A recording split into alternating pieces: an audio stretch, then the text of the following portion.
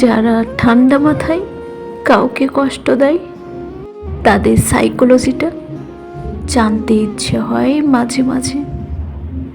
একটা মিথ্যা বলতে গেলে যেমন গলাটা কেঁপে ওঠে, ওদের গলা একটু কাঁপে না কেন?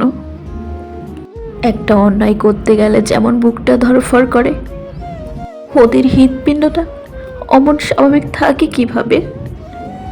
কিংবা ধরুন, ভীষণ লোভ করতে গেলে যেমন দ্বিধায় আটকে যায় সবাই, ওদের মনে এক বিন্দু দ্বিধা হয় না কেন? আমার জানতে ইচ্ছে হয় ঠিক কতটা অকৃতজ্ঞ হলে কেউ নিজ সহজে একটা মানুষকে দিনের পর দিন ঠকিয়ে যায়। ঠিক কতটা অমানুষ হলে কেউ নিরপরাধ একটা মানুষকে নিজ হাতে নিঃশেষ করে দেয়। আমি প্রশ্ন করে গেছি কেবল, কখনো উত্তর পাইনি। পৃথিবীর মানুষগুলোকে আমার নির্দ্বিধায় বিশ্বাস করার কথা ছিল, চোখ বুঝে ভালোবাসতে পারার কথা ছিল, অথচ দিন শেষে মানুষগুলোকে আমি কেবল ভয়ই পেয়ে গেলাম।